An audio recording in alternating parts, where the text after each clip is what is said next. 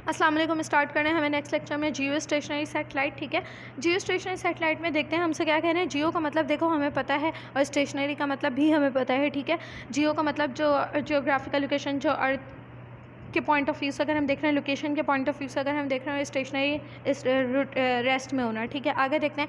N orbit around the earth that lies in the plane of the equator and has a time period equal to the period of earth's rotation on its own axis is known as geo synchronized orbit. ठीक है, सबसे पहले हमें definition दी हुई है किसकी? जियो synchronized orbit की। जियो synchronized orbit एक ऐसा ऑर्बिट है जो अर्थ के अराउंड, ऑब्वियसली अर्थ के अराउंड है, लेकिन वो इक्वेटर के प्लेन पे लाई कर रहा है। ठीक है, ये अर्थ का इक्वेटर होता है ना, इक्वेटर से इक्वेटर के प्लेन पे लाई कर रहा है। ठीक है, and has the time period, और इसका टाइम पीरियड इक्वल होगा। मतलब ऐसे होता है ना कि अर्थ का इक्वेटर होता है, ठीक है, और अर्थ की जो है डिफरेंट हम लोग जो है इमेजनरी लाइंस बना रहे होते हैं। ठीक है, तो जो अर्थ का इक्वेटर होता है ना, उस पर जो ऑर्बिट चल रहा होगा वो हमारे पास कहलाएगा जियो सिंक्रोनाइज ऑर्बिट। और दूसरी शर्त उसकी क्या है कि इसका जो टाइम पीरियड होना चाहिए वो अर्थ की रोटेशन के टाइम पीरियड के इक्वल होना चाहिए। ठीक है, अर्थ की रोटेशन के टाइम पीरियड के इक्वल, यानी कि अर्थ जब रोटेट करती है अपने ही एक्सेस पर तो उसका टाइम कितना? 24 घंटे होता है ना। 24 घंटे में एक दिन मुकम्मल होता है। 24 घंटे ये तकरीबन होता है 23 आवर 55 मिनट एग्जैक्ट जो टाइम है और 5 सेकंड। इसे जो राउंड ऑफ करके तकरीबन ये 24 घंटे के इक्वल होता है, तो हम कहते हैं 24 घंटे में एक दिन आपका कंप्लीट हो रहा है। ठीक है, 24 घंटे। अच्छा, अर्थ की रोटेशन 24 घंटे में हो रही है, तो कह रहे हैं कि अगर एक ऐसा ऑर्बिट है जिसका जो टाइम पीरियड है एक रोटेशन कंप्लीट करने का, ठीक है, वो भी अगर इतने ही इसी के इक्वल, अर्थ की रोटेशन के इक्वल हो, ठीक है, तो वो कहा जाता है जियो सिंक्रोनाइज ऑर्बिट का, जियो सिंक्रोनस ऑर्बिट कहा जाता है। ठीक है, चलो ये हो गया हमारे पास, एक डेफिनेशन हो गई। आगे हमसे कहते हैं a satellite that revolves in the Jio synchronous orbit is called Jio stationery और जियो सिंक्रोनस सैटेलाइट। ठीक है, एक ऐसी सैटेलाइट जो एक ऐसे ऑर्बिट में मूव करती है वो जियो स्टेशनरी या जियो सिंक्रोनस सैटेलाइट कहलाती है। It appears from earth to be stationary. ठीक है, ये ऐसा लगता है कि अर्थ के लिए ये स्टेशनरी है। क्यों ये स्टेशनरी है? क्योंकि देखो अर्थ भी उतनी स्पीड से, देखो बात सुनना, बहुत मज़े की एग्जांपल मैं यहाँ पर आपको दे सकती हूँ। एक बस है, एक बस मूव कर रही है। ठीक है, अगर कोई बाहर खड़ा हुआ देखेगा, मैं उस बस के अंदर हूँ और मेरी दोस्त अगर बाहर रोड पर खड़ी हुई है, वो अगर मुझे देखेगी तो वो तो यही कहेगी ना कि भाई मैं मूव कर रही हूँ। ठीक है, क्योंकि बस मूव कर रही है तो मैं भी मूव कर रही हूँ बस के अंदर बैठी हुई। ठीक है, लेकिन अगर वही दोस्त मेरे साथ मेरे बराबर वाली सीट पर बैठी हुई होगी, वो भी बैठी हुई है, मैं भी बैठी हुई हूँ, तो क्या है? वो भी बैठी हुई है, मैं भी बैठी हुई हूँ, तो क्या है? वो कहेगी कि भाई मैं रुकी हुई हूँ, मैं रेस्ट में हूँ। ये थोड़ी कहेगी कि मैं मूव कर रही हूँ। ठीक है, उसके लिए मैं क्या हो जाऊँगी? रेस्ट में हो जाएंगे। मेरे लिए वो क्या हो जाएगी? रेस्ट में हो जाएगी, क्योंकि हम दोनों सुकून से बस की सीट पर बैठे हुए हैं। बस मूव कर रही है हम दोनों को एक ही स्पीड से लेकर। उसकी भी स्पीड सेम है, उसकी भी वेलोसिटी सेम है, मेरी भी वेलोसिटी सेम है, क्योंकि बस हम दोनों को सेम वेलोसिटी से लेकर जा रही है, तो हम एक दूसरे के लिए क्या है? रेस्ट में है। इसी तरह अगर अर्थ भी उतने ही टाइम में अपनी रोटेशन कंप्लीट, अपनी रेवोल्यूशन कंप्लीट कर रहा है, और वह सैटेलाइट भी उतने ही टाइम में कंप्लीट कर रही है, यानी कि दोनों बिल्कुल सेम वेलोसिटी से मूव कर रहे हैं। अगर दोनों बिल्कुल सेम वेलोसिटी से मूव कर रहे हैं तो दोनों एक दूसरे के लिए स्टेशनरी कंसिडर किए जाएंगे। ठीक है, इसलिए कंसिडर की जाती है कि स्टेशनरी है, इसलिए इसे जियो स्टेशनरी कहा जाता है। ठीक है, एंड इज ऑलवेज रिमेन्स जियो अर्थ के अकॉर्डिंग स्टेशनरी है। ठीक है, अगर हम अर्थ से इसको देखेंगे तो ये अपेयर होगी जैसे ही स्टेशनरी है। हालांकि अर्थ भी मूव कर रही है, वो भी मूव कर रही है, दोनों मूव कर रहे हैं, स्टेशनरी है नहीं, लेकिन अपेयर होगी as a stationary for earth. ठीक है, and it always remains over the same point on the equator. ठीक है, और ये हमेशा इक्वेटर पर ही रहती है।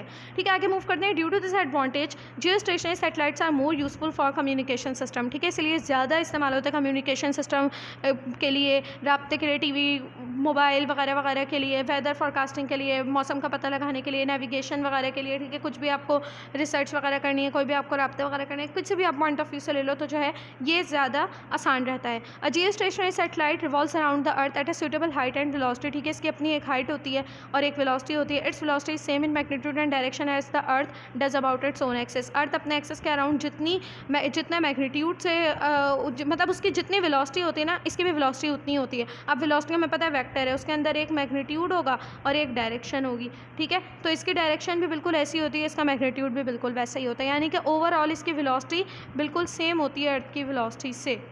ठीक है, बिल्कुल सेम होगी। And it's relative velocity with respect to Earth is zero.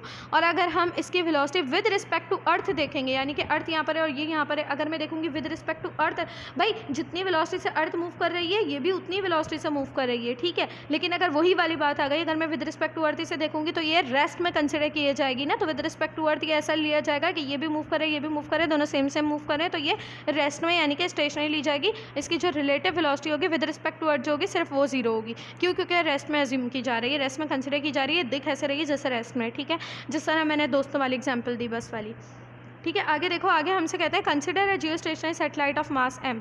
एक हम लोगों ने सैटेलाइट कंसिडर कर ली जिसका मास m है, वो रिवॉल्व कर रही है अपने ऑर्बिट में अर्थ के अराउंड, और इसका जो रेडियस बन रहा है वो रेडियस इसका बन रहा है r।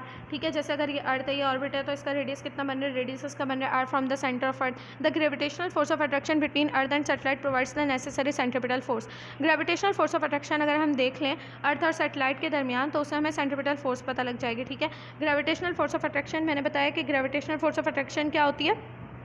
फॉर एग्जाम्पल ये ग्रेविटेशनल फोर्स ऑफ अट्रैक्शन, इसको शो करने के लिए, क्योंकि यहाँ पर दो फोर्सेज हैं, तो शो करने के लिए मैंने नीचे छोटा सा जी लगा लिया है। ठीक है, और जितनी ग्रेविटेशनल फोर्स ऑफ, जिस तरह वहाँ पर जितनी एक्सेलरेशन ड्यू टू ग्रेविटी थी उतनी सेंट्रिपिटल एक्सेलरेशन थी। ठीक है, क्योंकि ग्रेविटेशनल एक्सेलरेशन जो थी वही सेंट्रिपिटल एक्सेलरेशन प्रोवाइड कर रही थी, क्योंकि गोल घूम रही थी ना आपकी सेटेलाइट अर्थ के अराउंड। उसी तरह यहाँ पर जितनी फोर्स ऑफ ग्रेविटेशन होगी, ग्रेविटेशनल फोर्स जितनी होगी, ग्रेविटेशनल फोर्स ऑफ अट्रैक्शन जितनी होगी, बिल्कुल उतनी इसकी सेंट्रिपिटल फोर्स होगी, क्योंकि यही ग्रेविटी, जिस तरह यहाँ पर ग्रेविटी वाली एक्सेलरेशन सेंट्रिपिटल एक्सेलरेशन प्रोवाइड करी थी, उसी तरह यहाँ पर ग्रेविटेशन वाली फोर्स सेंट्रिपिटल फोर्स प्रोवाइड करेगी। ठीक है, तो ये दोनों यहाँ पर सेम हो गए। ठीक है, FC का फॉर्मूला हमें पता है mv²/r, हम पीछे ड्राइव कर चुके हैं। और इसका देखना है, अब इसका बड़े मज़े का है। ठीक है, इसका मैंने आपको फॉर्मूला बताया था, क्या बताया था, कैपिटल G जो कि कांस्टेंट होता है। ठीक है, कैपिटल G m1 m2/r²।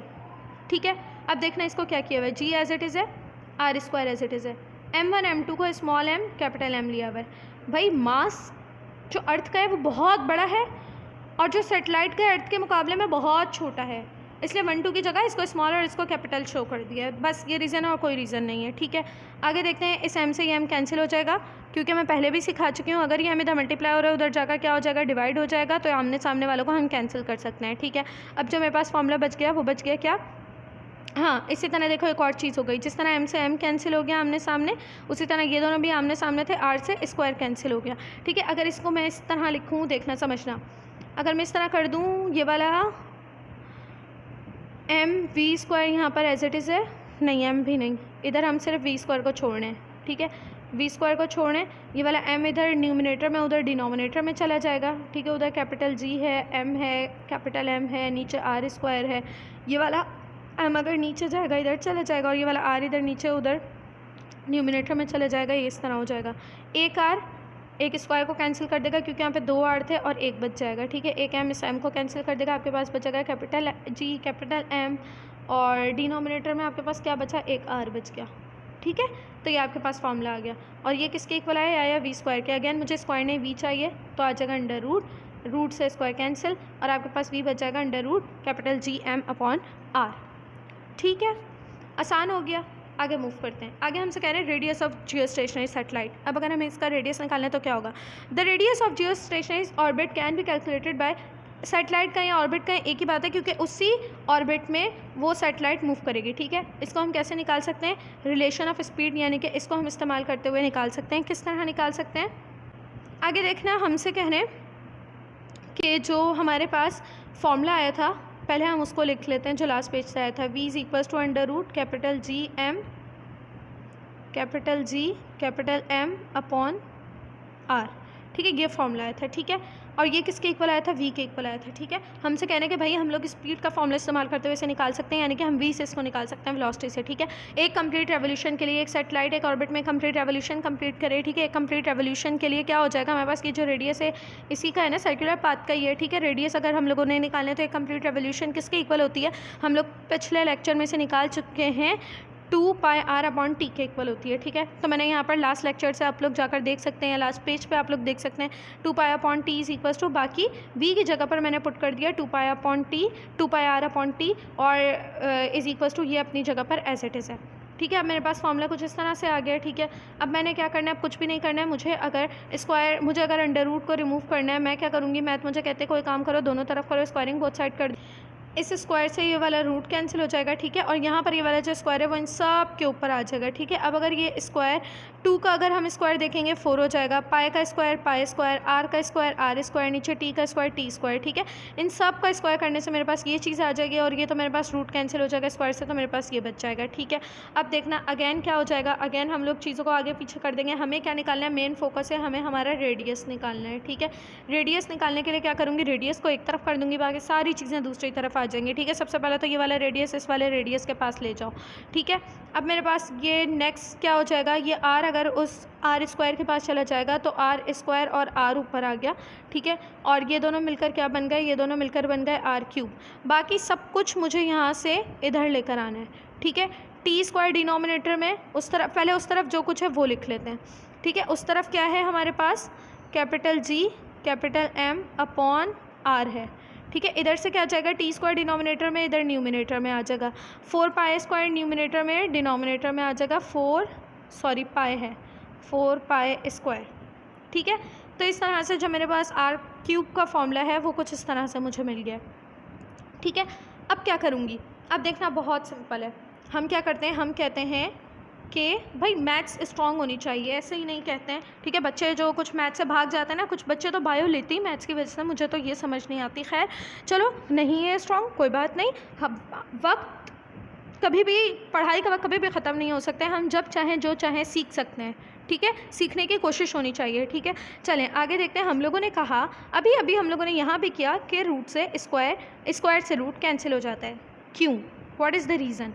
क्योंकि ज़रा समझना, थोड़ा सा मैथ है, थोड़ा सा आउट ऑफ द सिलेबस है। क्योंकि जब ये आपका स्क्वायर होता है ना, तो इसका यहाँ पर जो वैल्यू होती है ना, ये कुछ नहीं अगर हो, अगर कुछ नहीं लिखी हुई हो तो ये स्क्वायर होती है, ठीक है। ये 2 होती है, ठीक है। और जब हम स्क्वायर को रिमूव करते हैं तो हम क्या कर देते हैं, हम हमारी जो भी वैल्यू होती है स्क्वायर हटाकर यहाँ पर 1/2 लगा देते हैं, ठीक है। ये वाली जो चीज़ होती है ये आपके पास पावर में 1 करके चली जाती है। याद रखना क्या कहा मैंने, रूट है, रूट की यहाँ पर कोई वैल्यू अगर ना हो तो स्क्वायर होती है, ठीक है। और इसको रिमूव करने का तरीका ये है कि हम लोग क्या करते हैं, इस चीज़ को पावर में ले जाते हैं और 1 करके ले जाते हैं, तो ये आ गई 1/2। अब मैंने कहा कि रूट को रिमूव करने के लिए क्या लगाओ, स्क्वायर लगाओ, ठीक है। मैंने पावर में स्क्वायर भी लगा दिया, तो क्या होगा, इस 2 से वाला 2 कैंसिल हो जाएगा। इस तरह रूट रिमूव होता है स्क्वायर से, ये मेथड है, ठीक है। अब आप लोग इतना लंबा नहीं कर सकते हो, इसलिए आप लोग को शॉर्टकट सिखा देते हैं कि भाई स्क्वायर लगाओ, रूट हटा दो, बाकी ये बीच के स्टेप्स मिसिंग हैं, ठीक है। इसी तरह अगर मैं बात करूँ क्यूब की, ठीक है। अगर मेरे पास फॉर एग्जांपल यहाँ पर रूट होता, ठीक है, और यहाँ पर अगर स्क्वायर ना होता तो कुछ ना कुछ लिखा होता। अगर इधर 4 होता, ठीक है, 4 भी हो सकता है, इधर 3 भी हो सकता है, इधर 5 भी हो सकता है, इधर कुछ भी हो सकता है। फॉर एग्जांपल इधर है मेरे पास 3, ठीक है।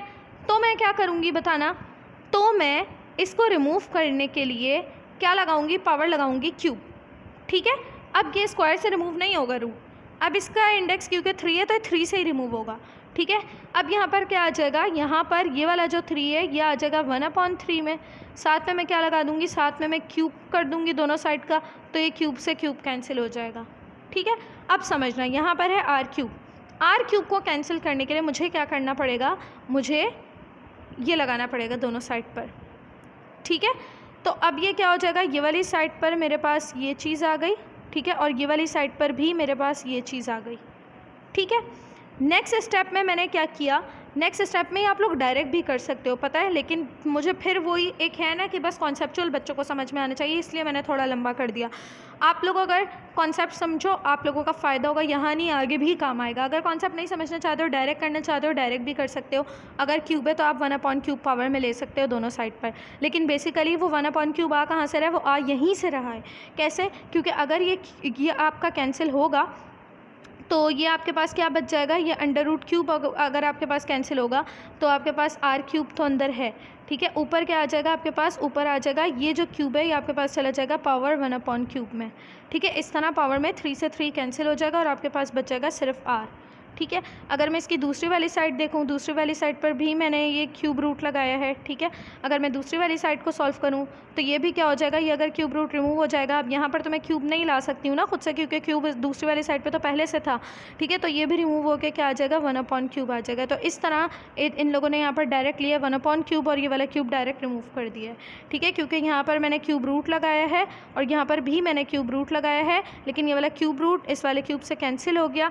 कैसे कैंसिल हो गया, क्योंकि इस वाले क्यूब रूट की जगह बेसिकली यही चीज़ आई, पावर में 1/3 आई, और इस वाले क्यूब रूट की भी जगह पर बेसिकली यही चीज़ आई, पावर में 1/3 आया, ठीक है। इस क्यूब से ये वाला 1/3 कैंसिल, ठीक है, और दूसरी वाली साइड पर 1/3 आपके पास आ गया, ठीक है। तो r आपके पास इसके बराबर बच गया, ठीक है। अब क्या करो, अब कुछ भी नहीं, अब बस सबकी वैल्यूज़ पुट करो। कैपिटल जी की वैल्यू आपको पता है 6.67 एक्सपोनेंट -11 होती है, ठीक है, उसकी वैल्यू रखी। मास ऑफ अर्थ की वैल्यू रखी, ठीक है। और हम लोगों ने क्या किया, टाइम की वैल्यू रखी, ठीक है। टाइम कितना होता है अगर अर्थ, देखो ये वो वाली सिचुएशन है जियो सिंक्रोनस या जियो स्टेशनरी सैटेलाइट की कंडीशन है ना, तो उसमें जितना अर्थ टाइम लेती है उतनी ही ये वाली सेटेलाइट भी टाइम लेगी, ठीक है। तो क्या हो जाएगा, आपके पास 24 आवर्स होते हैं, इसको सेकंड्स में कन्वर्ट करेंगे तो 3600 से मल्टीप्लाई कर देंगे। लास्ट लेक्चर्स में हम लोग डिटेल में देख चुके हैं, क्योंकि 1 घंटे में 60 मिनट, 60 मिनट में 60 सेकंड, 60 से 3600 आ जाता है, ठीक है। तो घंटों से सेकंड में जाने के लिए 3600 से मल्टीप्लाई कर देते हैं, और टी के ऊपर है स्क्वायर। तो इस पूरी वैल्यू का जो आंसर आएगा उसका हम लोगों ने स्क्वायर भी करना है, ठीक है। डिनोमिनेटर में 4 as it is, pi square है तो पाई की वैल्यू और स्क्वायर। जब हम इन सब को सॉल्व करेंगे, इन सब को सॉल्व करने के बाद हमें उसका पावर 1/3 भी निकालना होगा, ठीक है। कैलकुलेटर से जब हम ये सब कुछ करेंगे तो हमारे पास रेडियस आ जाएगा 4.23 एक्सपोनेंट 7 मीटर, ठीक है। अब वही सैटेलाइट है, लॉन्ग डिस्टेंस, अगर मैं इसको किलोमीटर में कन्वर्ट करूँगी तो क्या करूँगी, 1000 से डिवाइड कर दूँगी, ठीक है। 1000 से डिवाइड कर दूँगी तो नीचे डिनोमिनेटर में क्या आ जाएगी, पावर 3 आ जाएगी, ठीक है। ये 3 इस 7 को कैंसिल करके पीछे क्या बच जाएगा, 4 बच जाएगा, ठीक है। तो हमारे पास ये चीज़ आ गई, ठीक है। आप डायरेक्ट ये भी याद रख सकते हो, लेकिन डेरिवेशन के लिए आपको ये पता होना चाहिए, ठीक है। नेक्स्ट जो इसका है, इसकी है हाइट और ऑर्बिटल स्पीड।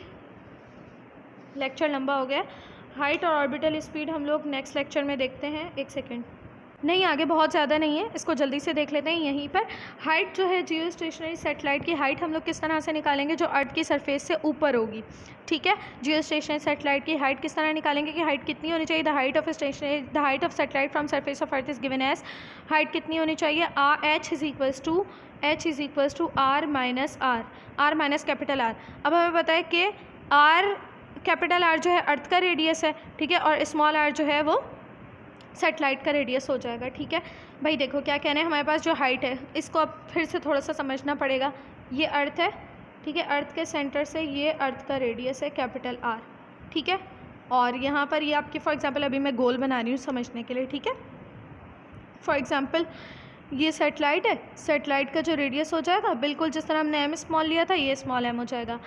ये है ना इन दोनों के दरमियान की हाइट, ठीक है। इन दोनों के दरमियान की हाइट क्या होगी, देखो जब मैं इस कैपिटल आर में से इस स्मॉल आर को माइनस कर दूंगी, क्यों, क्योंकि जब दो बॉडीज़ के दरमियान डिस्टेंस हम लोग लेते हैं, ठीक है, जो हम लोग ये लगाते हैं formula Gm1m2/r², gravitational force of attraction का जब हम लोग फॉर्मूला लगाते हैं, अगर एक बॉडी का मास m1 होता है वो यहाँ पर होती है, दूसरी बॉडी यहाँ पर होती है, तो हम इन दोनों के सेंटर्स के दरमियान लेते हैं इसका फासला। इन दोनों के सेंटर्स के दरमियान का रेडियस r होता है। ऐसे नहीं होता कि एक बॉडी ये रही दूसरी बॉडी ये रही तो ये r है, ये डिस्टेंस है, ऐसे नहीं होता। होता क्या है, अगर एक बॉडी ये है दूसरी बॉडी ये है तो इसके सेंटर से लेकर इसके सेंटर तक का फासला लिया जाता है, ठीक है।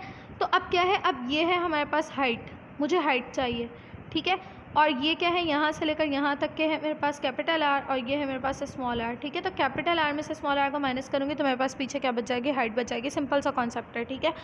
तो स्मॉल आर का रेडियस, सेटेलाइट का रेडियस हमें दिया हुआ है, ठीक है, जो हम लोगों ने निकाला भी है। और ठीक है, ये अभी तो निकाला है रेडियस, ठीक है, और अर्थ का रेडियस भी हमें पता है, ठीक है। इसमें से मैं इसको माइनस कर दूँगी तो मेरे पास हाइट ये आ जाएगी, ठीक है। और इसको जाहिर सी बात है कि मीटर से किलोमीटर में कन्वर्ट करूँगी, डिवाइडेड बाय 1000 करूँगी तो मेरे पास ये आंसर आ जाएगा। This shows that the orbit of geostationary satellite is independent of the mass. Again जो ऑर्बिट है आपके पास वो मास के इंडिपेंडेंट है, ऑर्बिट की जो हाइट है वो मास के इंडिपेंडेंट है, ठीक है, मास के ऊपर डिपेंड नहीं करती है। आगे देखते हैं orbital speed of geostationary satellite. Orbital speed उसकी कितनी है, ठीक है। The speed of geostationary satellite can be calculated as, ठीक है, क्योंकि जियोस्टेशनरी सैटेलाइट एक रेवोल्यूशन कंप्लीट करिए सर्कुलर मोशन में, ठीक है। तो उसकी स्पीड का फॉर्मूला अगेन मैं 2πr/t रख दूंगी, ठीक है। सिंपल s/t नहीं होगा क्योंकि एक रेवोल्यूशन कंप्लीट हो रही है, v का फॉर्मूला होता है s/t, और s को हम किसके इक्वल ले लेंगे, एक जो रेवोल्यूशन हो रही है वो सरकमफेरेंस ऑफ अर्थ में हो रही है, ठीक है। ये जो डिस्टेंस है ना, इस डिस्टेंस है तो डिस्टेंस कितना तय हो रहा है, सरफेस ऑफ अर्थ जितना तय हो रहा है, सरकमफेरेंस ऑफ अर्थ जितना, और सरकमफेरेंस ऑफ स्फीयर का फॉर्मूला क्या होता है, 2πr होता है, ठीक है। तो s की जगह पर आ गया 2πr और ये बन गया 2πr/t, ठीक है। सबके वैल्यूज़ पुट करूँगी बारी बारी। स्मॉल आर है, इनकी वैल्यूज़ मैंने पुट की। क्यों स्मॉल आर है, क्योंकि सेटेलाइट या जो आपके पास ऑर्बिट है उसका रेडियस यही है, स्मॉल आर है, अर्थ का नहीं है यहाँ पर, ठीक है। और नीचे टाइम पे पुट कर दूँगी। जब सारी चीज़ों को सॉल्व करूँगी मेरे पास v आ जाएगी इतनी, मीटर पर सेकंड में इतनी थी, डिवाइड करूँगी 1000 से, किलोमीटर पर सेकंड में इतनी आ जाएगी। नेक्स्ट देखना हमसे कहते हैं कि this shows that Jio stationery satellite revolves around the earth at the height of इतने किलोमीटर अबव अर्थ सरफेस और उसके ऑर्बिटल स्पीड इतनी होनी चाहिए। ठीक है, ये सब कुछ हम लोग प्रूफ कर चुके हैं। ठीक है, होप्स हो के वाला लेक्चर भी क्लियर हो। नेक्स्ट लेक्चर में इंशाल्लाह इसके एग्जाम्पल सॉल्व करेंगे।